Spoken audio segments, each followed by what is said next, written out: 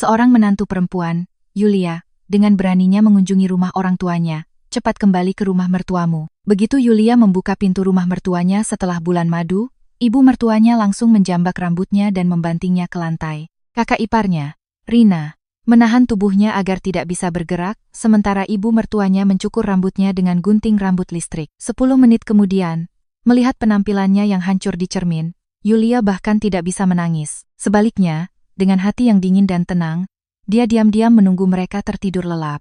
Keesokan paginya, jeritan aneh dari Rina dan ibu mertuanya menggema di seluruh rumah. Apa yang terjadi pada mereka malam itu? Saat itu musim semi di tahun ketika saya berusia 32 tahun.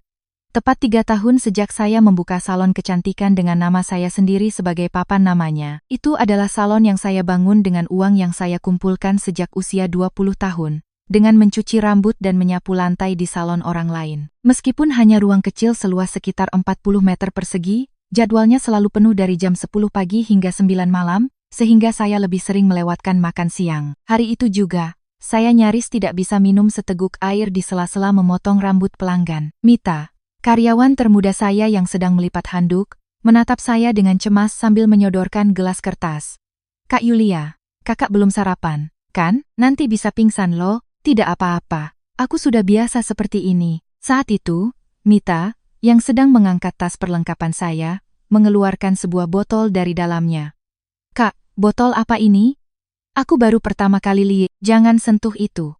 Itu obat yang sangat kuat untuk membersihkan bulu di tengkuk pelanggan. Seberapa kuat, Kak? Kalau dioleskan lebih dari 5 menit, rambutnya bisa rontok sampai ke akar-akarnya. Makanya, tidak ada yang boleh menyentuhnya selain aku. Wah, seram. Aku taruh lagi ya di tempatnya. Saya selalu menyimpan botol itu di saku bagian dalam tas saya. Saat itu, lonceng yang tergantung di pintu berbunyi. Seorang pria jangkung dengan kemeja yang disetrika rapi masuk dan menyapa dengan canggung. Saya belum buat janji, apa bisa potong rambut sekarang? Pelanggan berikutnya datang 10 menit lagi. Saya bisa selesaikan sebelum itu.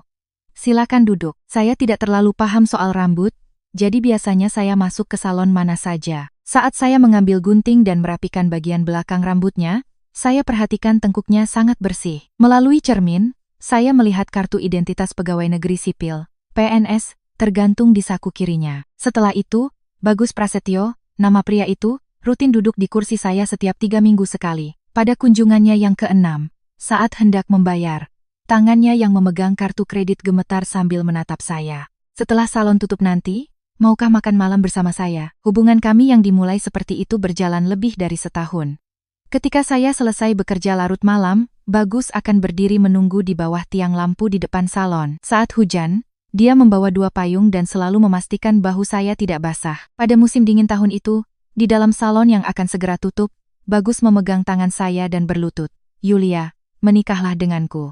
Aku akan memegang tanganmu seumur hidup. Apa kamu yakin dengan wanita sepertiku? Justru karena wanita sepertimu, aku ingin menikah. Saya menyimpan kata-kata itu di dalam hati. Ketika musim semi tiba, kami mengatur pertemuan antara kedua orang tua. Di sebuah ruangan di restoran Sunda terkenal di kota, ibu saya, yang sudah pergi ke salon sejak pagi, terus merapikan rambutnya. Pintu terbuka dan ibu Bagus masuk. Bahkan sebelum duduk, dia menatap saya dari atas ke bawah. Jadi, ini gadis yang punya salon kecantikan itu? Iya, Bu. Selamat malam. Nama saya Yulia Sari. Salon kecantikan? Berarti kerjaannya keramasin rambut orang, kan? Anak saya, Bagus, itu seorang abdi negara yang digaji oleh pemerintah. Ibu saya, yang hendak meletakkan sendoknya, menghentikan gerakannya. Calon besan, Yulia ini adalah anak yang mandiri membangun usahanya sendiri sejak muda. Mandiri itu artinya tidak ada keluarga yang bisa diandalkan di belakangnya, kan? Bagus hanya memainkan gelas airnya sambil menunduk. Saya ini membesarkan anak laki-laki satu-satunya ini sendirian sampai kuku saya rusak. Anak yang sangat berharga ini akan saya serahkan. Ibu, saya akan menjaga Mas Bagus dengan baik. Menjaga itu sudah pasti. Tapi, kamu harus tahu sopan santun. Anak-anak zaman sekarang sering sekali meremehkan mertua. Makanan terasa tidak bisa melewati tenggorokan. Tetapi saya tetap tersenyum sampai akhir. Di dalam mobil saat perjalanan pulang, ibu saya yang hanya menatap keluar jendela akhirnya angkat bicara. Yulia, tatapan calon mertuamu itu tidak baik. Mungkin karena baru pertama kali bertemu, Bu. Nanti juga akan membaik seiring berjalannya waktu. Saat itu, saya benar-benar mempercayai kata-kata itu. Persiapan pernikahan sepenuhnya menjadi tanggung jawab saya. Uang simpanan Bagus hanya ada 300 juta rupiah, dan keluarganya tidak membantu sepeser pun. Saya menguras tabungan yang saya kumpulkan selama lebih dari 10 tahun untuk mendapatkan rumah kontrakan di pinggiran Jakarta dan mengisi perabotannya. Selama mengisi rumah, saya bolak-balik sendirian beberapa kali. Ketika merapikan barang hingga larut malam di lingkungan yang asing, entah kenapa punggung saya sering terasa merinding. Jadi suatu hari, saya membeli sebuah kamera kecil dan meletakkannya di atas rak buku di ruang keluarga, untuk berjaga-jaga jika terjadi sesuatu saat saya sendirian. Saya tidak memberitahukannya pada Bagus, diletakkan di antara barang-barang dekorasi hadiah pindahan rumah, kamera itu tidak terlalu mencolok. Mulai dari seserahan hingga perhiasan, semuanya saya penuhi sesuai keinginan ibu mertua. Malam setelah menandatangani kontrak rumah, Bagus memijat bahu saya dan berkata, "Yulia, maafkan aku, karena aku tidak mampu, semua jadi bebanmu. Siapapun yang bayar, ini kan rumah kita. Jangan bicara seperti itu, nanti aku akan membalasnya berkali-kali lipat." "Membalas apa?" "Lebih baik kamu bicarakan hal-hal baik tentangku pada ibumu. Ibuku memang orang yang canggung dalam mengekspresikan perasaan. Seiring waktu, dia pasti akan menyayangimu." Bahkan saat membayar uang muka gedung pernikahan dengan kartu kredit saya, kata-kata itu membuat hati saya tenang. Hari pernikahan, langit sangat cerah. Saat saya duduk di ruang rias pengantin, ibu mertua masuk dengan kebaya panjangnya. "Ibu, kebaya ibu bagus sekali, sangat cocok. Cepatlah kita foto." Kakiku pegal. Meskipun fotografer beberapa kali meminta ibu mertua untuk tersenyum, beliau tidak pernah mengangkat sudut bibirnya. Selama saya berjalan menuju altar digandeng oleh ayah, ibu mertua yang duduk di barisan paling depan terus memalingkan wajahnya dan tidak pernah menatap saya. Bahkan saat penghulu menyatakan kami sah sebagai suami istri, beliau tidak bertepuk tangan. Kata-kata yang dilontarkannya saat saya berlutut untuk sungkeman masih terngiang di telinga saya. "Tidak perlu memberiku amplop." "Untuk apa aku menerima amplop dari uang yang kamu keluarkan sendiri, Ibu? Bukan begitu maksud saya." "Sudah, cukup. Kita lihat saja bagaimana kelakuanmu nanti." Saya mendengar suara Rina, adik ipar saya, tertawa kecil sambil memeluk lengan ibunya. Dalam situasi itu pun, Bagus hanya menggenggam erat tangan saya tanpa berkata apa-apa. "Bagus, sepertinya ibu marah. Hari ini banyak orang. Jadi begitu. Jangan dipikirkan." Saya memegang erat gaun pengantin saya dengan kedua tangan, dan memaksakan diri untuk tersenyum. Saat pesawat lepas landas dan naik ke atas awan, Bagus mencium kening saya. "Sekarang, hanya ada kita berdua, kan?" "Iya. Aku benar-benar ingin hidup bahagia." Selama bulan madu, saya berkeliling duty free shop berkali-kali untuk memilih hadiah bagi keluarga mertua. Mulai dari shawl untuk ibu mertua hingga kosmetik untuk Rina, saya membelinya sampai kedua tangan saya penuh. Di pesawat saat perjalanan pulang, Bagus menyandarkan kepalanya di bahu saya dan berkata, "Duduk selama 12 jam rasanya pinggangku mau patah. Dari bandara ke rumah ibumu kan cuma 15 menit. Bagaimana kalau kita menginap semalam di rumah orang tuaku dan besok pagi-pagi kita ke sana?" "Boleh juga, nanti aku telepon ibuku." Saat kami menunggu bagasi di bandara, Bagus menelepon dari sudut. "Bu, ini aku. Hari ini kami menginap semalam di rumah mertua, besok pagi kami ke sana." Dari seberang telepon sepertinya tidak ada suara. "Bu, halo, ibu dengar?" Bagus menjauhkan ponsel dari telinganya dan melihat layarnya. "Ibu bilang apa?" "Ah, beliau hanya bilang ya, sudah lalu menutup telepon. Mungkin sudah mau tidur." "Syukurlah. Besok kita berangkat pagi-pagi." Saat itu, saya tidak tahu apa arti keheningan itu. Malam itu, saat tiba di rumah orang tua, ibu saya sudah menunggu dengan soto ayam yang masih hangat. "Aduh, menantuku jadi kurus begini. Ayo, duduk, Bu. Saya mau kuahnya dulu semangkuk. Makanan di pesawat tidak cocok di lidah." "Tentu-tentu.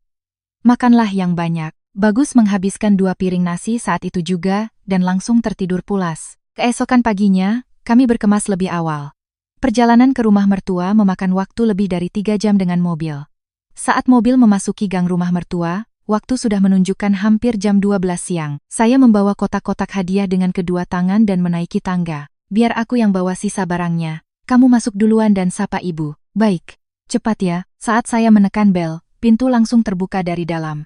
Rumah itu gelap gulita meskipun hari masih siang karena semua lampu dimatikan. "Ibu, kami datang." Sebelum saya selesai bicara, sesuatu melesat keluar dari kegelapan di dekat rak sepatu. Dasar perempuan kurang ajar. Rasa sakit seperti seluruh rambut belakang saya dicabut paksa menjalar ke seluruh kepala.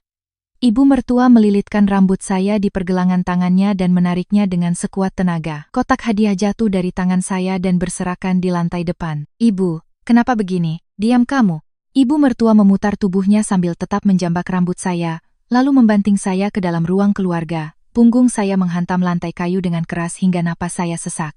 Lampu neon di langit-langit berputar-putar di depan mata, dan ibu mertua berdiri di atas saya, menginjak dada saya dengan kakinya. Saat kaki ibu mertua menekan dada saya, pintu kamar tidur terbuka. Rina keluar dengan rambut acak-acakan yang diikat seadanya. Bu, sudah dapat? Sudah, ini dia. Rina berlutut di samping saya, dan menekan kedua lengan saya ke lantai dengan lututnya, membuat saya tidak bisa bergerak sama sekali. Berat badan Rina menekan bahu saya hingga terasa sakit, dan saya tidak bisa menggerakkan satu jari pun. Lepaskan, lepaskan aku, lepaskan. Kamu yang salah, jadi kamu harus dihukum. Apa salah saya? Tolong katakan, kamu pura-pura tidak tahu? Di mana posisimu sebagai istri dan di mana posisi orang tuamu? Kamu lebih dulu mendatangi rumah ibumu dan mengabaikan mertuamu yang seperti langit ini. Ibu, kami duduk di pesawat selama 12 jam. Mas Bagus sangat lelah. Jangan banyak alasan. Ibu mertua menendang sebuah kotak hitam yang ada di sudut ruang keluarga. Saat tutupnya dibuka, benda yang keluar dari dalamnya membuat seluruh tubuh saya membeku. Itu adalah gunting rambut listrik yang sama persis dengan yang saya gunakan setiap hari di salon. Ibu mertua mengambil gunting itu dan menyalakannya. Suara Wi Iing memenuhi ruang keluarga. Ibu, jangan. Jangan lakukan itu. Pekerjaanmu menata rambut, kan? Coba kita tata rambutmu dulu. Bu, cukur dari depan dulu, biar dia tidak bisa keluar rumah. Tepat saat itu, pintu depan terbuka dan terdengar suara koper diseret. Bagus masuk membawa barang-barang dan berhenti terpaku melihat pemandangan di ruang keluarga. Bagus, tolong aku. Bu, apa-apaan ini? Kamu jangan ikut campur. Ini urusanku mendidik menantu. Mas, kalau kamu membelanya sekarang, ibu bisa benar-benar pingsan. Sana pergi. Bagus hanya memegang erat pegangan koper sambil menatap bergantian antara saya dan ibu mertua. Bagus, apa yang kamu lakukan? Hentikan ibumu, Yulia. Sabar sedikit. Nanti kalau amarah ibu sudah reda, semua akan baik-baik saja. Setelah mengatakan itu, Bagus perlahan mundur. Dia berbalik ke arah dapur dan berdiri membelakangi kami. Lihat kan, tidak ada seorang pun yang membelamu di rumah ini. Suara Wi Iing itu semakin dekat di samping telinga saya. Saya merasakan sensasi dingin mata pisau gunting rambut melewati kulit kepala saya, mulai dari ubun-ubun. Gumpalan rambut terpotong dan berjatuhan di wajah saya. Jangan, tolong jangan lakukan ini. Dengan begini, kamu baru akan sadar. Bu, bagian sampingnya masih ada.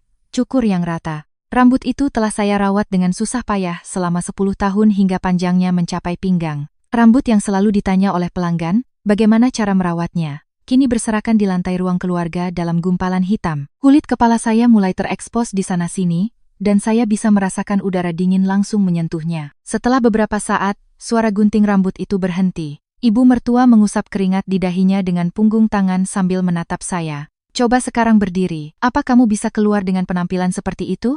Rina melepaskan lututnya dari lengan saya dan tertawa kecil. Kak, nanti apa kata pelanggan kakak kalau lihat rambut kakak seperti ini? Saya bangkit dengan bertumpu pada siku. Ibu mertua mengambil kain pel yang ada di dekat balkon dan melemparkannya ke kaki saya. Mulai hari ini, belajar urus rumah ini dengan benar, mulai dari membersihkan ruang keluarga. Bagus masih berdiri membelakangi kami di dapur, hanya membuka dan menutup pintu kulkas. Saya memegang gagang pel dan perlahan berjalan ke kamar mandi. Saya berdiri di depan cermin dan menyalakan lampu. Di cermin, berdiri orang lain, bukan saya. Bagian tengah ubun-ubun saya terlihat putih, dan rambut di sampingnya tercukur seperti tangga. Di belakang telinga, sisa rambut yang belum tersentuh menjuntai dengan aneh. Anehnya, tidak setetes pun air mata keluar. Sebaliknya, pikiran saya menjadi sangat dingin dan jernih. Saya menyalakan air wastafel, membasuh muka, lalu keluar dari kamar mandi. Saya mengambil sapu dan mulai menyapu rambut saya yang berserakan di lantai ruang keluarga. Nah, baru kelihatan seperti menantu. Ibu, makan malamnya jam berapa? Apa? Saya bertanya karena harus menyiapkan makanan. Jam 7.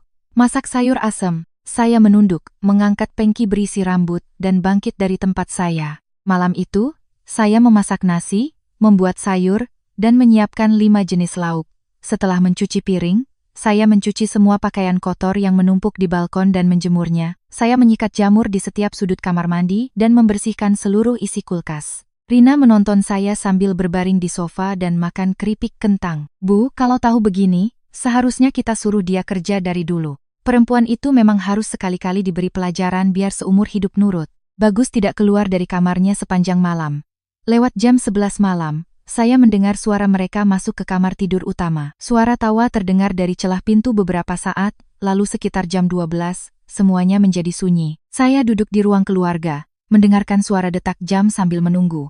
Ketika jam menunjukkan lewat pukul 2 pagi, saya diam-diam membuka tas perlengkapan salon saya yang diletakkan di dekat pintu depan. Di saku bagian dalam tas, ada botol krim perontok bulu yang selalu saya bawa untuk perawatan pelanggan. Produk ini beberapa kali lebih kuat dari produk biasa, sehingga harus digunakan dengan memperhatikan waktu secara ketat. Saya membuka botol itu dan mengambil spatula kayu. Saya memutar gagang pintu kamar tidur utama dengan sangat perlahan. Mereka berdua tidur berdampingan dengan mulut terbuka, terlelap. Saya duduk di samping kepala ibu mertua terlebih dahulu. Mulai dari tengah ubun-ubun, saya mengoleskan krim tebal-tebal mengikuti garis belahan rambut. Saya memasukkan jari ke sela-sela rambut dan memijatnya dengan seksama hingga ke akar. Saya juga mengoleskannya dengan cara yang sama di kepala Rina yang tidur di sebelahnya. Mereka berdua bahkan tidak bergerak, hanya mendengkur. Setelah menghabiskan isi botol krim, saya menatap wajah mereka berdua cukup lama. Kemudian, saya menutup pintu dan mengambil tas saya. Sebelum meninggalkan ruang keluarga, saya meletakkan kembali kain pel di tempatnya semula di samping sofa. Saat saya membuka pintu depan, udara fajar yang dingin langsung terasa di kulit kepala saya.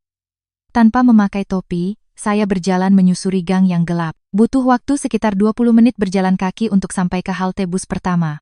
Setelah naik bus dan duduk di kursi paling belakang, saya melihat langit perlahan mulai terang di luar jendela. Saya mengeluarkan ponsel dan menulis pesan di grup chat karyawan salon. Hari ini buka seperti biasa, tolong semua datang jam 9. Saat bus memasuki jalan tol, saya memejamkan mata dan menyandarkan kepala ke sandaran kursi. Bus pertama tiba di Jakarta pukul 6.30 pagi. Saya mencuci muka di toilet terminal dan langsung menelepon seseorang. Pemilik perusahaan pemasok wig untuk salon saya selama bertahun-tahun mengangkat telepon dengan suara serak. Bu Yulia, ada apa pagi-pagi begini? Pak, tolong buka tokonya sekarang.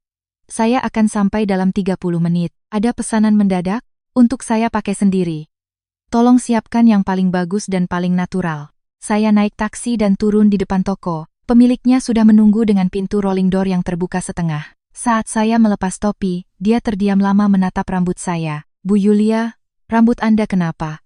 Siapa yang melakukan ini? Nanti saya ceritakan. Saya tidak punya banyak waktu. Membuat rambut orang jadi seperti ini. Ini keterlaluan, Pak.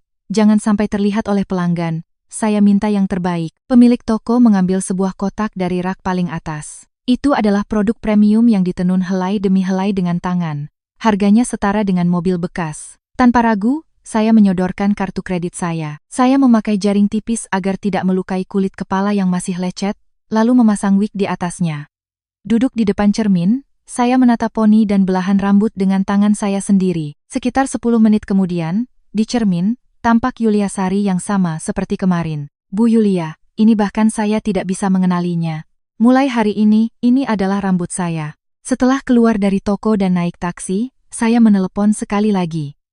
Itu adalah nomor seorang kenalan yang pernah membantu saya saat berurusan dengan pelanggan sulit beberapa tahun lalu. Pak, hari ini saya butuh 2 orang.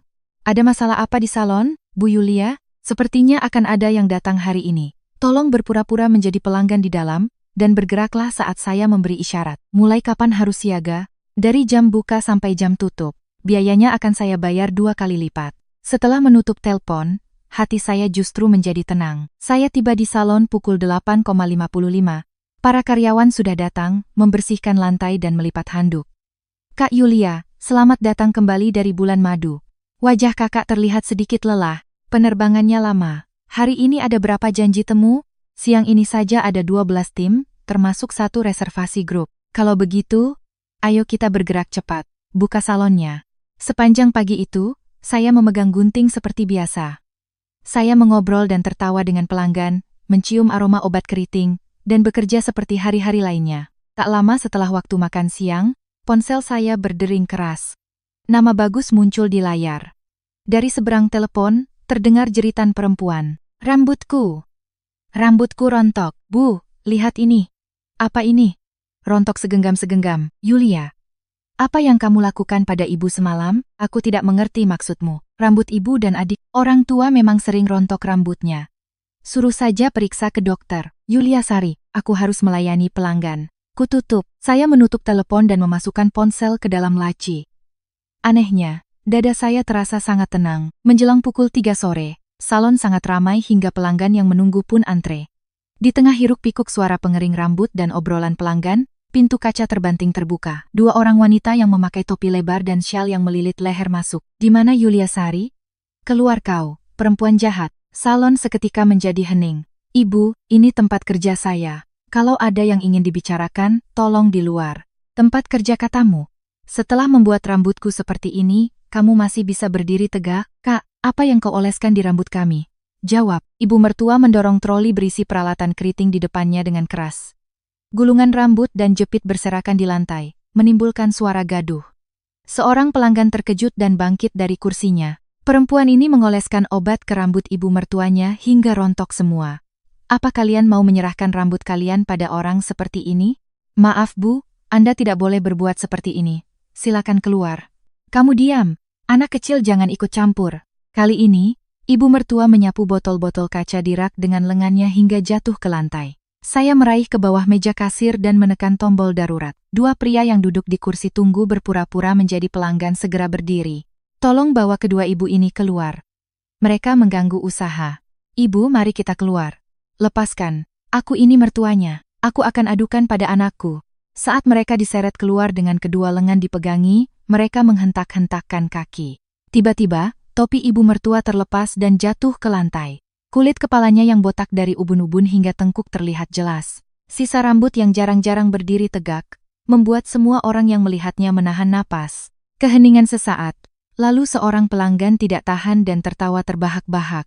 Tawa itu menular ke sekelilingnya, dan salon dipenuhi suara tawa. Jangan tertawa, ku bilang jangan tertawa, aku akan membuatmu bernasib sama. Rina tiba-tiba berlari ke arah saya dan mengulurkan tangannya untuk menjambak rambut saya. Saya menghindar selangkah ke samping. Rina menabrak kursi kosong dan jatuh tersungkur. Saat itu, polisi yang menerima laporan masuk membuka pintu. Ada apa ini? Pengerusakan dan gangguan usaha. Saya akan menuntut kedua orang ini. Tidak. Menantu ini yang lebih dulu membuat rambut saya seperti ini. Baiklah. Ibu-ibu, mari ikut kami ke kantor polisi. Bahkan setelah dibawa ke kantor polisi, keduanya terus berteriak bahwa mereka tidak bersalah. Namun, CCTV yang terpasang di langit-langit salon saya, merekam semuanya dari awal hingga akhir. Ibu, setelah melihat video ini, apa ibu masih akan berkata seperti itu? Itu karena polisi membawa mereka ke dalam. Sekitar 1 jam kemudian, Bagus mendorong pintu kantor polisi dan berlari masuk. Wajahnya pucat pasi melihat ibu dan adiknya duduk di dalam. Yulia, tolong batalkan tuntutannya. Ibuku sudah tua, kenapa harus duduk di sini? Orang yang terbaring di lantai ruang keluarga kemarin itu umurnya berapa? Aku yang salah. Aku akan berlutut. Tolong berdamai saja. Saya mengeluarkan sebuah amplop dari tas dan meletakkannya di depan Bagus. Apa ini? Surat gugatan cerai. Tanda tangani. Yulia, apa kamu sudah gila? Orang yang tidak waras di rumah itu kemarin bukanlah aku. Saya berbalik dan meninggalkan kantor polisi. Setelah berjalan beberapa langkah, saya mendengar Bagus berteriak dari belakang. Aku tidak mau cerai. Tidak akan pernah. Kalau begitu, kita selesaikan di pengadilan. Kalau kamu benar-benar ingin bercerai, kembalikan dulu uang sewa rumah itu. Aku tidak akan melepaskanmu begitu saja. Saya menuruni tangga tanpa menoleh ke belakang. Selama 4 hari berikutnya, saya praktis tinggal di salon. Saya berangkat pagi-pagi dan pulang larut malam setelah tutup. Tubuh saya terasa berat, tetapi saya tidak bisa tidur. Pada malam keempat, saat saya menurunkan pintu rolling door setelah pelanggan terakhir pulang, seseorang mendorong bahu saya dan masuk. Bau alkohol yang menyengat tercium, dan Bagus berdiri di sana dengan dasi yang sudah dilonggarkan. Yulia Sari, kamu hebat sekali ya. Apa yang kamu lakukan di sini? Minggir, tidak akan. Kita selesaikan pembicaraan ini malam ini. Bagus memegang gagang pintu rolling door dengan kedua tangan, menghalangi jalan saya. Dia mengeluarkan segumpal kertas dari sakunya dan menggoyangkannya di depan mata saya. Itu adalah surat gugatan cerai yang saya berikan beberapa hari lalu. Kau pikir selembar kertas ini bisa menyelesaikan segalanya? Bagus merobek surat itu secara vertikal dan menyebarkan potongan-potongannya di bawah kaki saya. Meskipun kau robek, aku bisa membuatnya lagi berapa lembar pun. Ya, buat saja. Tapi ada syaratnya. Syarat apa? Aku mau uang ganti rugi. Uangmu kan jauh lebih banyak dariku. Berikan setengah dari semua uang yang sudah kau kumpulkan dalam bentuk tunai. Apa katamu barusan? Setengah. Cukup setengah, kan? Kalau begitu, aku akan tanda tangani dengan rapi. Tanpa sadar saya mendengus. Apa kau tahu dari mana asal uang itu? Itu uang yang kukumpulkan dari hasil mencuci rambut orang lain sejak umur 18 tahun. Apa hubungannya? Kita ini suami istri. Kita sudah sah secara hukum. Jadi, baik itu uang sewa rumah atas namamu atau uang hak sewa salon, aku bisa menuntut pembagian harta gono gini. Bagus bersandar di dinding dan melanjutkan bicaranya sambil menunjukkan jari-jarinya satu persatu. Aku sudah jadi PNS bertahun-tahun. Kalau aku ajukan gugatan dan sita jaminan, rekeningmu dan salonmu akan jadi rumit. Sekarang kau mengancamku? Bukan mengancam, tapi menjelaskan. Kalau kau kehilangan uang dan gugatan berlarut-larut, apa kau pikir salonmu bisa berjalan lancar? Bisa bertahun-tahun loh. Bagus tersenyum sinis. Akan kutunjukkan padamu bagaimana rasanya darahmu kering. Melihat wajahnya yang tersenyum itu, punggung saya terasa dingin. Pria yang dulu membawakan 2 payung saat hujan dan pria yang berdiri di depan saya sekarang sama sekali tidak terlihat seperti orang yang sama. Baru saat itulah saya sadar. Mungkin sejak pertama kali dia membuka pintu salon saya, dia sudah punya perhitungan lain di kepalanya. Kau menikahiku dari awal karena ini, ya? Baru sadar?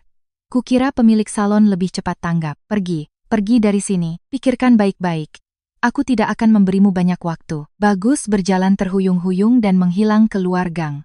Saya menurunkan pintu rolling door dan berdiri di depannya cukup lama. Keesokan paginya, saya menyerahkan urusan pembukaan salon kepada karyawan dan pergi ke bank terlebih dahulu.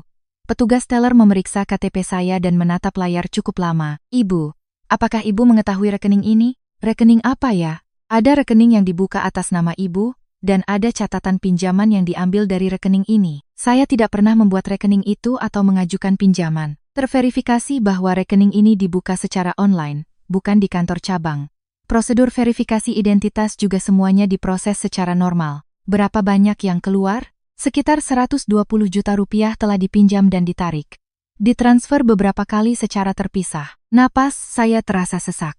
Orang yang tidur di samping saya setiap malam saat saya terlelap telah mengambil ponsel saya. Dia membuat rekening atas nama saya, mengajukan pinjaman, menarik uangnya, dan keesokan paginya makan seolah tidak terjadi apa-apa. Tolong cetak semua riwayat transaksinya. Jangan sampai ada yang terlewat. Saat saya keluar dari bank dan memasukkan tumpukan kertas itu ke dalam tas, tangan saya gemetar. Saya berdiri di pinggir jalan, menarik napas dalam-dalam beberapa kali, lalu menguatkan hati. Saya berkata pada diri sendiri berulang kali bahwa saya tidak bisa terus-menerus menjadi korban. Mulai hari itu, saya mulai mengumpulkan bukti-bukti satu persatu. Saya merapikan semua kwitansi dan kontrak untuk uang yang saya keluarkan selama pernikahan ke dalam sebuah kotak. Saya menemukan catatan transfer uang seserahan dan riwayat pembayaran saya saat mencari rumah. Lalu saya teringat jam kecil yang saya letakkan di rak buku ruang keluarga di rumah baru kami. Itu adalah kamera rumah tangga yang saya pasang diam-diam tanpa sepengetahuan Bagus dengan alasan takut karena sering sendirian. Malam harinya, saya mampir ke rumah baru kami dan memindahkan video yang tersimpan di perangkat itu ke laptop. Saat saya memutar cepat video beberapa hari, saya melihat adegan Bagus duduk di sofa sambil menelepon pada suatu malam. Hari itu saya sangat sibuk hingga harus lembur di salon sampai jam 11 malam. Dalam video, Bagus sedang sendirian di sofa menelepon seseorang. Suaranya terekam dengan jelas. Bu, jangan khawatir. Pernikahan ini kan memang demi uang. Cukup usir dia dengan alasan minta ganti rugi yang besar. Selesai. Karakter perempuan itu, kalau gugatannya diulur beberapa bulan saja pasti menyerah. Saat itu kita minta tanda tangan. Beres. Saya memutar ulang bagian itu berkali-kali. Setiap kali mendengarnya, ujung jari saya terasa dingin, tetapi saya tidak bisa mengalihkan pandangan dari layar. Setelah menyimpan file video itu secara terpisah, waktu sudah menunjukkan hampir jam 3 pagi. Semua bukti sudah ada di tangan, tetapi hati saya justru semakin berat. Saya meletakkan kertas-kertas dan file-file di depan saya dan duduk di meja makan semalaman. Saya tidak tahu apa-apa tentang bagaimana hukum bekerja. Bagus adalah orang yang sudah lama berkecimpung di dunia administrasi pemerintahan. Saya takut jika salah langkah, justru setengah dari uang saya akan dirampas. Setelah 3 malam gelisah, pada suatu fajar, saat saya melihat-lihat buku reservasi salon, tangan saya berhenti pada sebuah nama. 3 kata, Doni Gunawan. Dia adalah pelanggan yang datang ke salon kami setiap 3 minggu sekali selama beberapa tahun. Seseorang yang selalu mendengarkan cerita dengan tenang saat rambutnya dipotong. Saya juga teringat bagaimana dia dengan sabar menjelaskan cara mengatasi masalah jaminan yang dialami salah satu karyawan saya. Saya mencari kartu nama yang pernah diberikannya dan menemukannya di tumpukan paling bawah. Tertulis bahwa dia adalah seorang pengacara yang berspesialisasi dalam masalah ini. Saya memegang kartu nama itu dan duduk terdiam cukup lama. Lalu saya melihat lagi buku reservasi. Nama Doni Gunawan tertera untuk keesokan harinya pukul 2 siang. Keesokan harinya, saya tidak bisa fokus bekerja sejak pagi. Saya menjatuhkan sisir dan salah menghitung waktu obat keriting, sehingga harus meminta maaf beberapa kali kepada pelanggan. Kak Yulia, apa kakak tidak enak badan hari ini? Tidak apa-apa. Semalam kurang tidur saja. 10 menit sebelum jam 2, pintu kaca terbuka dan Doni Gunawan masuk. Seperti biasa, dia mengenakan setelan jas biru tua dan membawa tas kerja. Bu Yulia, lama tidak bertemu.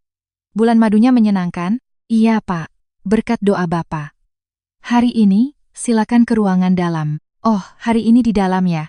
Ada yang ingin saya bicarakan secara pribadi. Saya mengantar Doni Gunawan ke ruangan pribadi di dalam dan menutup pintu. Saat saya memakaikan jubah potong dan mengambil gunting, ujung jari saya terus gemetar. Bu Yulia, tangan Anda gemetar. Ada masalah? Pak pengacara, ada yang ingin saya tanyakan. Silakan, saya akan dengarkan. Saya meletakkan gunting dan berdiri di depan cermin. Tolong jangan kaget. Lalu, saya memegang wig dengan kedua tangan dan perlahan melepaskannya. Di cermin, rambut saya yang tercukur di beberapa bagian terlihat jelas. Doni Gunawan sontak berdiri dari kursinya. Bu Yulia, apa yang terjadi? Ibu mertua saya mencukurnya paksa sehari setelah kami pulang bulan madu. Mencukurnya, memotong paksa rambut orang, adik ipar menahan lengan saya dengan lututnya hingga saya tidak bisa bergerak. Suami saya melihat itu semua tapi malah pergi ke dapur. Suami Anda tidak menghentikannya, dia bilang, sabar sedikit. Katanya nanti juga baik-baik saja kalau amarah ibunya sudah reda. Doni Gunawan mengepalkan tinjunya dan terdiam cukup lama. Saya duduk di sana dan menceritakan semua yang telah terjadi, mulai dari biaya persiapan pernikahan yang hampir semuanya saya tanggung, hingga saat saya memberikan surat gugatan cerai di kantor polisi, dan dia malah meminta uang sewa rumah. Beberapa hari yang lalu, dia datang ke salon dalam keadaan mabuk dan meminta setengah dari uang saya dalam bentuk tunai. Apa benar dia berkata begitu? Iya. Dia bilang akan membuat hidup saya menderita dengan gugatan hukum dan membuat salon saya tutup. Saya mengeluarkan tumpukan kertas dari bank dan menyerahkannya. Dan ini, saya dapat dari bank kemarin. Ini riwayat transaksi pinjaman. Saat saya tidur, dia mengambil ponsel saya, membuat rekening atas nama saya, dan bahkan mengajukan pinjaman. Dia mengambil lebih dari 120 juta rupiah. Jika dia mengajukan pinjaman atas nama Anda tanpa persetujuan, ini bukan lagi sekadar pertengkaran suami istri. Ada satu lagi. Saya membuka laptop dan memutar file rekaman suara yang telah saya simpan. Suara bagus bergema di ruangan kecil itu. Setelah suara tawanya yang terkekeh-kekeh selesai, Doni Gunawan menatap layar laptop cukup lama. Bu Yulia, ini bukan kasus perceraian biasa. Lalu apa, Pak? Ada indikasi dia mendekati Anda dari awal dengan niat mengincar uang. Dan dia juga diam-diam menggunakan identitas Anda. Tindakan ibu mertua dan adik ipar Anda yang menahan dan mencukur rambut Anda juga bisa dituntut secara terpisah. Apa saya bisa memenangkan ini?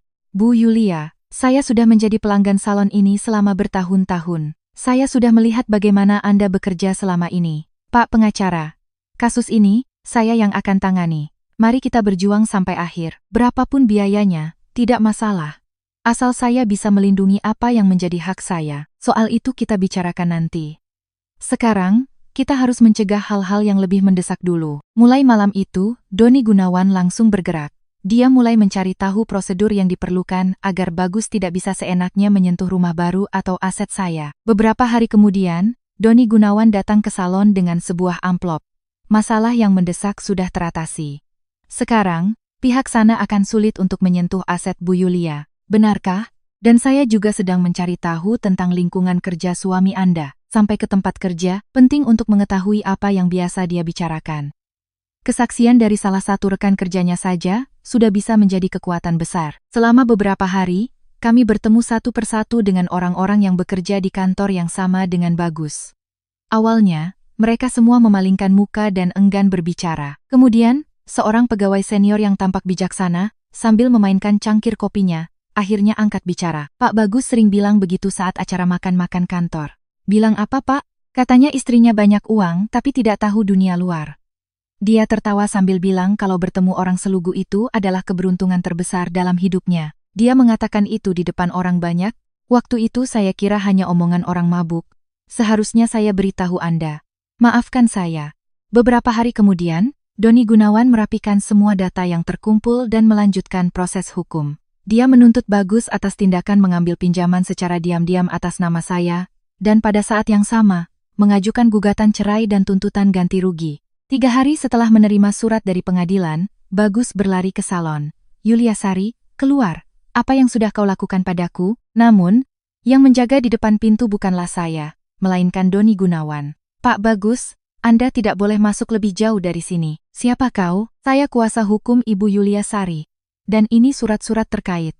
Mulai sekarang, jangan pernah datang ke sekitar salon ini lagi. Apa-apaan ini? Dia istriku. Semua yang Anda katakan mulai sekarang akan direkam. Masih mau melanjutkan? Bagus mundur dengan wajah memerah. Mulai malam itu, ponsel saya dibanjiri pesan. Pesan-pesan panjang dari ibu mertua dan Rina secara bergantian.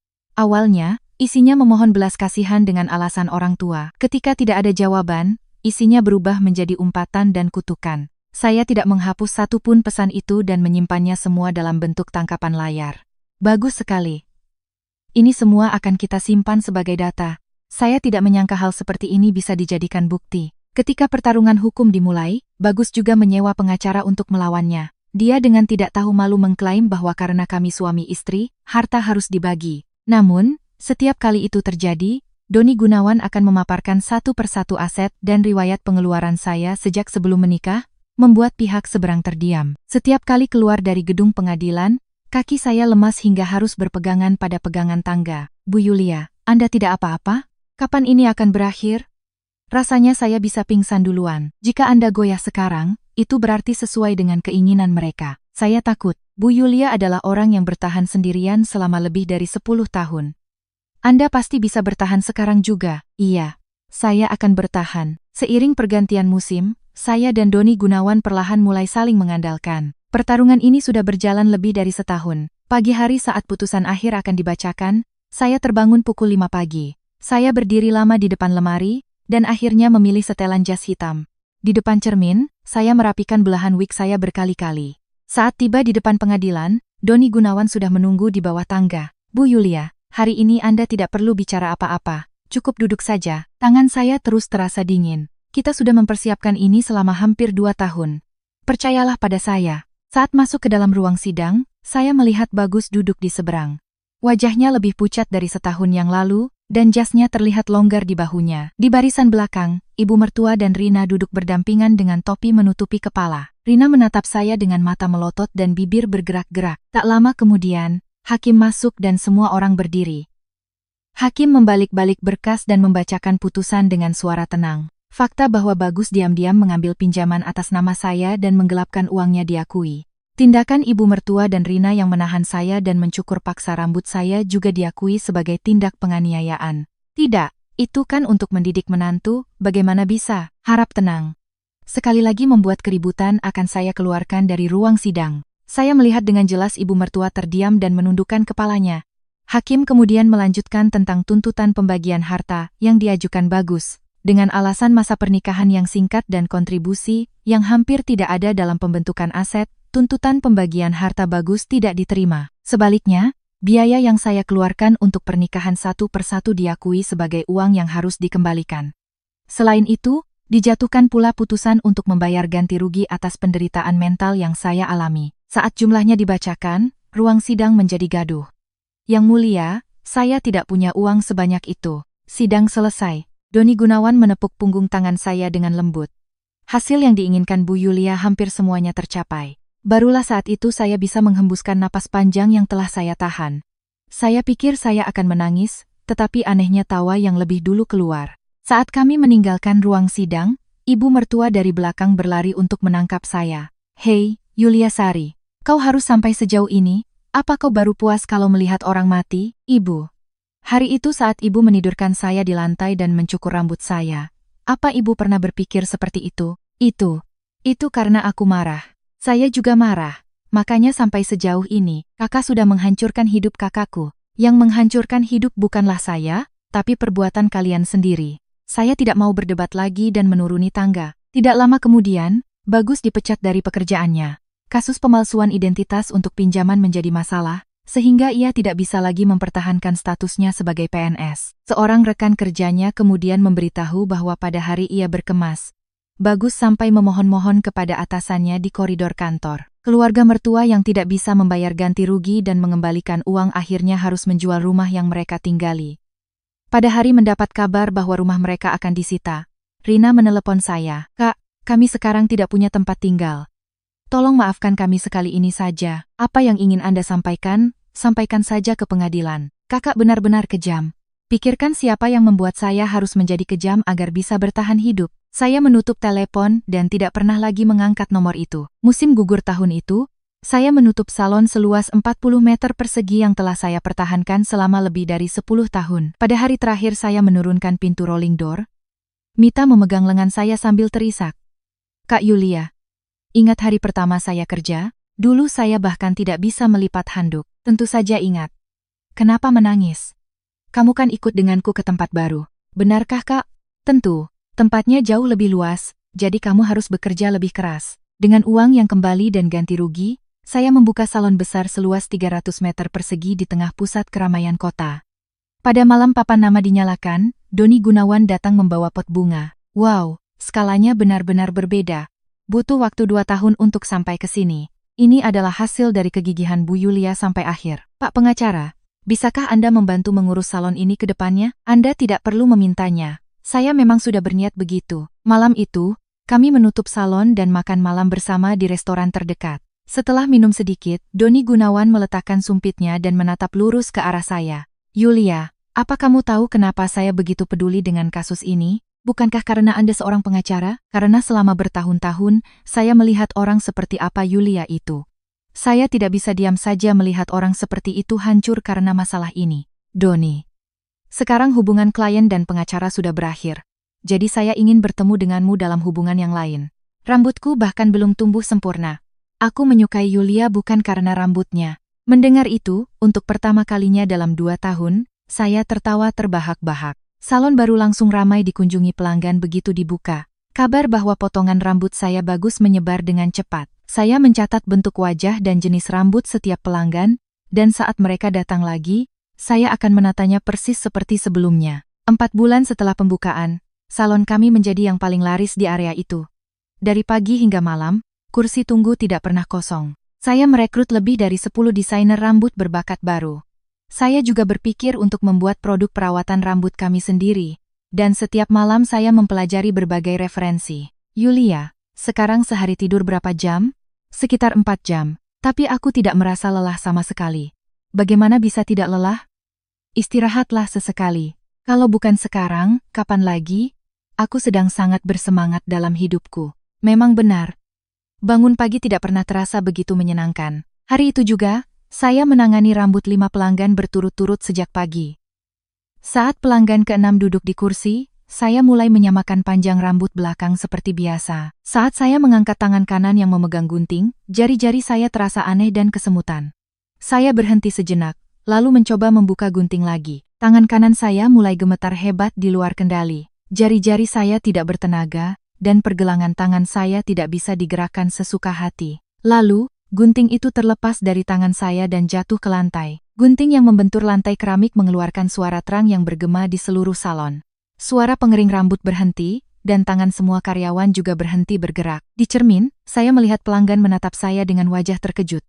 "Bu Yulia, Anda tidak apa-apa?" "Ah, sepertinya hari ini saya terlalu banyak memakai lotion. Maafkan saya, Bu Yulia, biar saya yang selesaikan." "Tidak apa-apa, saya hanya ke kamar mandi sebentar." "Ibu pelanggan, saya akan segera kembali." Saya mengambil gunting yang jatuh dengan tangan kiri dan masuk ke kamar mandi.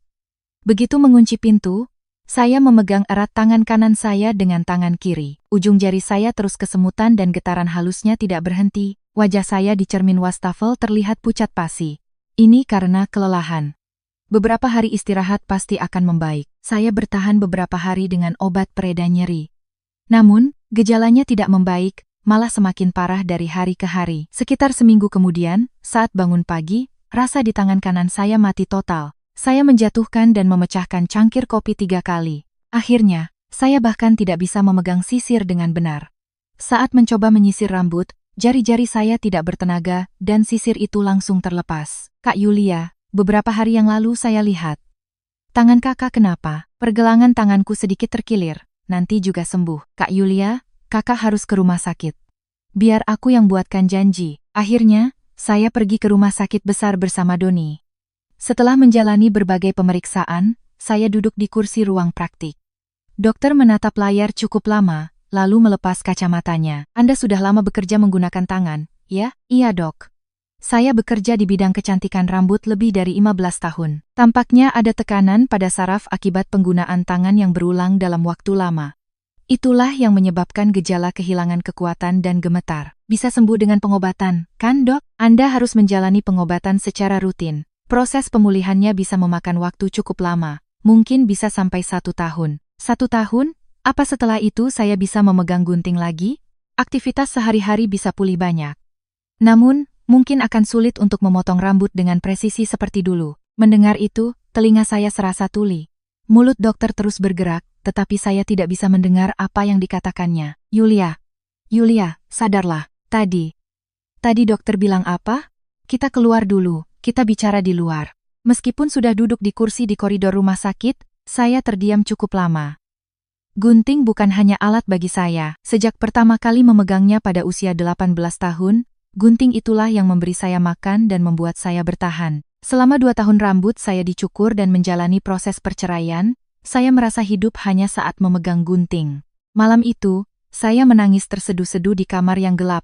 Malam berikutnya juga, dan malam berikutnya lagi. Saya menangis dengan wajah terbenam di bantal hingga fajar tiba. 2 bulan berlalu, hari-hari saya tidak bisa datang ke salon semakin panjang, dan suasananya mulai terasa berbeda. Kabar burung pun mulai beredar. Begitu berita bahwa pemilik salon tidak bisa memegang gunting menyebar di industri, pembatalan reservasi mulai berdatangan. Kak Yulia, hari ini saja ada 8 tim yang batal. Ya, aku tahu. Selain itu, salon lain mulai menghubungi desainer senior kami. Seorang desainer datang ke ruang kerja saya membawa surat pengunduran diri. Kak Yulia, maafkan saya. Saya juga harus mencari nafkah. Tidak perlu minta maaf. Semoga sukses. 1 orang pergi. Minggu berikutnya 2 orang lagi menyusul. Masalah lain muncul dari sisi produk perawatan rambut yang sedang kami kembangkan. Orang-orang yang berjanji akan mendanai datang menemui saya. Bu Yulia, dengan kondisi kesehatan Anda seperti ini, bagaimana kami bisa percaya dan menanamkan modal? Pengembangan produk ini berjalan tanpa campur tangan saya. Merek ini kami dukung karena satu nama, yaitu nama Anda. Kami akan menarik kembali dana investasi kami. Rekening salon dengan cepat menipis. Setiap kali tanggal gajian karyawan mendekat, saya menghitung dengan kalkulator semalaman. Suatu hari, saya akhirnya memanggil Doni. Doni, aku mau menyerahkan salon ini. Apa maksudmu? Pemilik salon tidak bisa memegang gunting. Salon macam apa ini? Aku bahkan tidak bisa membayar gaji karyawan. Jadi kau akan menyerah begitu saja pada apa yang telah kau pertahankan mati-matian selama 2 tahun? Lalu aku harus bagaimana? Aku tidak bisa melakukan apa-apa lagi. Doni memegang erat tangan kanan saya dengan kedua tangannya. Yulia, apa kau pikir pelanggan menyukaimu hanya karena keterampilan tanganmu? Selain itu, apa yang aku punya? Kau punya pengalaman 15 tahun. Kau punya intuisi yang tahu bagaimana harus menangani rambut hanya dengan melihatnya. Bagaimana aku bisa menjalankan salon dengan hal seperti itu? Kalau kau tidak bisa memegang gunting, kau bisa mengajar anak-anak. Kau bisa mewariskan semua yang kau tahu. Mengajar? Ya. Meskipun kau tidak bisa memotong langsung, kau bisa melihat, menilai, dan memberitahu mereka. Aku tidak berpikir kau adalah orang yang tidak bisa melakukan itu. Mendengar kata-kata itu, saya menangis cukup lama. Anehnya, sambil menangis, perasaan putus asa di hati saya perlahan mulai mereda. Mulai hari itu, Doni akan langsung datang ke rumah saya setelah pulang kerja. Dia meletakkan tangan saya di atas lututnya dan memijatnya satu persatu. Ayo. Buka jarimu satu persatu. Hari ini coba sampai 3. Tidak bisa. 2 saja sudah sulit. Kemarin kan 1. 1 jadi 2. Pada hari-hari saya ke rumah sakit, sesibuk apapun, Doni yang akan menyetir. Saat saya keluar dari ruang terapi, dia akan berdiri di depan pintu dan memperhatikan wajah saya terlebih dahulu. Saya bangun setiap pagi pukul 6 untuk memulai latihan jari. Saya mengepalkan dan membuka handuk dan ada hari-hari di mana tangan saya kaku hingga tidak bisa tidur di malam hari. Namun, saya tidak pernah melewatkan satu hari pun. Beberapa minggu kemudian, saya kembali bekerja di salon dengan tangan kanan yang dibalut perban. Kak Yulia, kakak sudah datang. Ya, mulai hari ini aku akan datang setiap hari. Bagaimana tangan kakak? Jangan khawatir. Lebih baik bawakan daftar janji temu hari ini. Saya berjalan perlahan mengelilingi salon dengan tangan yang dibalut perban disembunyikan di belakang punggung. Saya mengamati para desainer menata rambut pelanggan dan memberikan masukan satu persatu. Sudut guntingmu terlalu rebah. Nanti ujungnya jadi tumpul. Ah ya, akan saya tegakkan. Garis leher pelanggan ini pendek, jadi angkat sedikit rambut belakangnya. Malam hari, saya tinggal di ruang kerja dan memeriksa kembali pembukuan salon dari awal hingga akhir. Saya menulis semua pengeluaran dan pemasukan bulanan di selembar kertas dan menempelkannya di dinding. Belum pulang? Sebentar lagi. Lihat sebentar lagi. Wajahmu jauh lebih baik dari tadi. Doni, aku sudah memutuskan. Memutuskan apa? Aku akan membangun kembali salon ini sebagai pemilik yang tidak bisa memegang gunting. Keesokan paginya setelah mengambil keputusan, saya datang ke salon 2 jam lebih awal dari biasanya. Saya menempelkan kertas besar di dinding ruang kerja dan menulis semua yang saya ketahui. Bagaimana membagi poni sesuai bentuk wajah. Bagaimana menegakkan gunting untuk pelanggan dengan rambut tipis. Saya menulisnya satu persatu. Tulisan saya miring-miring karena menulis dengan tangan kiri sebagai ganti tangan kanan yang dibalut perban. Tetapi itu tidak masalah. Malam itu, saya mengumpulkan semua karyawan. Mulai hari ini, setiap hari 1 jam sebelum tutup, kita akan mengadakan kelas di sini. Kak Yulia, setelah tutup kan tidak ada waktu. Aku tahu, tapi kita akan tetap melakukannya. Kak Yulia, sepertinya anak-anak akan kesulitan. Aku belajar dari melihat saat menyapu lantai di salon orang lain pada usia 18 tahun. Tidak ada yang mengajariku. Kalian akan belajar dariku. Aku akan memberikan semua yang telah aku pelajari dengan tanganku selama 15 tahun. Kelas itu benar-benar keras. Jika sudut gunting meleset 1 mm saja, saya akan menyuruhnya mengulang di tempat. Seminggu kemudian, 2 desainer muda datang membawa surat pengunduran diri. Kak Yulia, kami kan bukan siswa lagi. Ini sepertinya keterlaluan. Ya, aku tidak akan menahan orang yang mau pergi. Terima kasih atas kerja keras kalian. Malam itu, di depan karyawan yang tersisa, saya mengeluarkan selembar kertas. Mulai hari ini, untuk orang-orang yang tersisa di sini, aku akan membagikan sebagian dari omzet secara terpisah. Kak Yulia, kondisi salon kan sedang tidak baik, makanya aku berikan. Aku harus membalas dengan pasti kepada orang-orang yang bertahan bersamaku. Dan dalam 3 tahun, aku akan membuat semua orang di sini bisa bekerja dengan nama mereka sendiri. Sejak hari itu, tidak ada lagi yang mengatakan akan berhenti. Pada saat yang sama, saya mulai mengubah struktur pendapatan salon. Saya menilai bahwa kami tidak bisa bertahan hanya dengan bergantung pada potong rambut. Saya menambahkan layanan perawatan kulit kepala dan membuat produk yang bisa digunakan di rumah. Saya menulis sendiri cara penggunaan dan metode perawatan, agar pelanggan bisa melanjutkan perawatan yang mereka terima di salon di rumah. Sementara itu, Doni mengunjungi kembali para investor yang telah berbalik badan. Salon ini tidak berjalan hanya dengan ujung jari satu orang pemilik. Saat ini kami sedang membangun sistem untuk mengembangkan para desainer. Bicara memang mudah. Bukankah harus ada hasilnya? Mohon berikan kami waktu 3 bulan. Jika saat itu Anda masih berpendapat sama, Anda boleh menarik investasi Anda. Setiap malam, Doni merapikan data pendapatan dan pengeluaran salon saya. Setelah beberapa minggu berkeliling, ia akhirnya berhasil meyakinkan satu persatu orang yang akan menarik investasi mereka. Yulia, satu tempat malah bilang mau menambah investasinya. Menambah? Iya, katanya. Ini investasi pada perusahaan yang mengembangkan sumber daya manusia. Musim gugur tahun itu, salah satu desainer salon kami mengikuti kompetisi kecantikan besar. Di belakang panggung, melihat tangannya gemetar, saya memegang bahunya.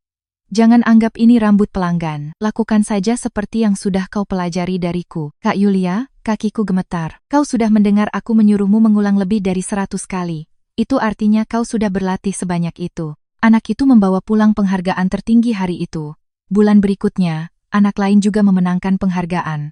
Ketika desainer salon kami berturut-turut meraih prestasi, pelanggan yang telah pergi satu persatu mulai kembali datang. Bu Yulia, dengar-dengar desainer di sini hebat-hebat ya. Saya mengajar mereka dengan sangat keras. Sejak suatu saat, saya bukan lagi orang yang memegang gunting. Saya menjadi orang yang mengajar karyawan dan memimpin seluruh salon. Pagi hari rapat, siang hari pelatihan. dan malam hari meninjau rencana bisnis. Selama lebih dari setahun berlalu, tangan saya juga perlahan pulih. Suatu pagi, saya mengangkat mangkuk nasi dengan tangan kanan. Tangan saya tidak gemetar. Saya bisa mengangkatnya dari atas meja makan. Donnie, lihat ini. Kau berhasil mengangkatnya. Benar-benar bisa. Sekarang aku bisa makan sendiri. Tentu saja, kau kan berlatih setiap hari seperti itu.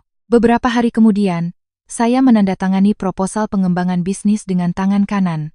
Tulisannya tidak serapi dulu, tetapi tidak ada satu goresan pun yang salah. Pada hari produk perawatan rambut kami ditayangkan di televisi, saya hanya menatap layar di ruang tunggu. Kak Yulia, ludes terjual. Habis dalam 10 menit. Apa? Habis? Mereka minta siaran tambahan sekarang. Produk itu juga ludes terjual begitu diluncurkan secara online. Nama kami, yang hanya dikenal di satu lingkungan, perlahan mulai dikenal di seluruh negeri. Berbagai majalah dan stasiun televisi datang untuk meminta wawancara. Bu Yulia, apa yang paling sulit saat tangan Anda tidak bisa bergerak dengan baik? Pikiran bahwa saya tidak berguna lagi lebih menakutkan daripada kata-kata bahwa saya tidak akan pernah bisa memegang gunting lagi. Bagaimana Anda mengatasinya? Saya sadar bahwa jika tangan saya tidak bisa melakukannya, tangan-tangan yang saya ajar bisa melakukannya. Pandangan orang-orang di industri terhadap saya benar-benar berubah. Saya juga sering diminta menjadi juri kompetisi kecantikan. Pada suatu hari musim semi ketika semuanya mulai mapan, Donnie membentangkan kalender di depan saya. Yulia, ayo kita tentukan tanggalnya. Tanggal apa? Tanggal pernikahan kita. Sudah kita tunda beberapa kali, kan? Benar. Sekarang tidak ada alasan untuk menundanya lagi. Hari itu, saya sedang dalam perjalanan pulang dengan mobil setelah rapat di luar. Di luar jendela mobil, saya melihat gang pasar tua yang kumuh. Seorang lansia membungkuk dalam-dalam, sambil menarik gerobak yang penuh dengan tumpukan kertas bekas. Saat hendak melewatinya begitu saja, tanpa sadar saya mencondongkan tubuh ke depan. Pak, tolong pelan-pelan sedikit. Wajah orang yang menarik gerobak itu melintas di luar jendela. Seorang lansia dengan rambut yang rontok di beberapa bagian hingga ubun-ubunnya terlihat jelas. Itu adalah ibu mertua saya. Di sebelahnya, seorang wanita yang sedang memunguti kardus kosong adalah Rina. Rina menunduk dalam-dalam sambil memunguti kardus bekas yang terbuang di jalan. Bagaimana nasib mereka? Saya mencari tahu, ternyata setelah mantan suami saya dipecat, dia mulai berjudi. Dia bahkan meminjam uang dari rentenir dan melarikan diri di tengah malam karena tidak sanggup membayarnya, meninggalkan ibu dan adiknya. Jadi, mereka berdua tinggal di sebuah kamar kontrakan di daerah kumuh untuk menghindari para penagih utang. Saya menurunkan sedikit jendela dan memandangi pemandangan itu. Rina, yang dulu menekan saya dengan lututnya, kini memunguti kardus bekas. Ibu mertua, yang mencukur rambut saya, berjalan dengan susah payah sambil memegangi gagang gerobak. Beban yang telah lama menyumbat di tengah dada saya terasa sedikit terangkat. Setelah memandanginya cukup lama, saya menaikkan kembali jendela. Pak, kita ke salon. Beberapa hari kemudian, pernikahan saya dan Donnie diadakan di sebuah hotel di Jakarta. Ratusan orang, mulai dari kalangan industri kecantikan hingga pelanggan, memenuhi ruangan. Di ruang rias pengantin, Mita masuk membawa kotak wig. Kak Yulia, wignya di sini. Mau saya pakaikan? Tidak. Hari ini aku tidak akan memakainya. Benarkah? Selama 3 tahun aku bersembunyi di baliknya. Hari ini aku akan berjalan dengan rambutku sendiri. Di depan cermin, saya menyisir rambut pendek saya dengan tangan. Rambutnya pendek hingga telinga terlihat jelas, tetapi sudah tumbuh cukup rapi. Saat pintu gedung pernikahan terbuka dan saya berjalan masuk, terdengar suara orang-orang berbisik. Donnie melihat saya dan tersenyum dengan mata berkaca-kaca. Yulia, hari ini kamu cantik sekali. Ini pertama kalinya dalam 3 tahun aku menunjukkan rambut asliku. Makanya lebih cantik. Kami saling berpegangan tangan dan berjanji akan hidup bersama selamanya. 1 tahun berlalu sejak itu. Salon dengan nama kami telah bertambah menjadi puluhan di seluruh negeri. Banyak juga junior yang datang dari daerah untuk belajar di akademi kami dan membuka salon mereka sendiri. Pagi itu, saya berdiri di dekat jendela kantor dan memandangi tangan kanan saya. Saya mencoba menekuk dan meluruskan jari-jari saya satu persatu, bergerak dengan mulus tanpa getaran sedikit pun. Pada hari saya ditidurkan di lantai dan rambut saya dicukur, saya pikir semuanya sudah berakhir. Ketika mendengar permintaan setengah dari uang saya, lutut saya terasa lemas. Pada hari saya menjatuhkan gunting, saya pikir tidak ada lagi yang bisa saya lakukan. Namun, setelah melewati 3 krisis itu, tanpa sadar saya sudah sampai di sini. Sinar matahari pagi menyinari dengan terang di luar jendela. Terdengar suara ketukan pintu, dan Mita muncul. Kak Yulia, Semua sudah berkumpul di bawah. Para wartawan juga sudah datang. Baik, aku akan turun sekarang. Hari ini adalah hari pembukaan cabang terbesar kami. Saya mengambil gunting besar untuk memotong pita yang ada di atas meja dengan tangan kanan saya. Rasa gagang yang pas di telapak tangan terasa akrab, seperti saat pertama kali saya memegang gunting. Dengan gunting itu di tangan, saya menegakkan bahu dan membuka pintu kantor. Yulia, bahkan sehari setelah rambutnya dicukur, memakai wig dan membuka salonnya. Ketika tangannya gemetar dan tidak bisa memegang gunting, dia justru mengembangkan tangan-tangan juniornya. Bagi orang yang melindungi dirinya sendiri seperti itu, dunia pada akhirnya akan mengembalikan tempat yang semestinya. Orang-orang yang mencoba merebut miliknya berakhir di jalanan, dan orang yang tetap di sisinya berjanji untuk seumur hidup. Luka yang paling menyakitkan justru menjadi akar yang paling kuat. Bagi Yulia Sari, yang telah menahan semua penghinaan kehilangan rambut dan keputusasaan tangan yang berhenti, dan akhirnya berdiri tegak dengan namanya sendiri.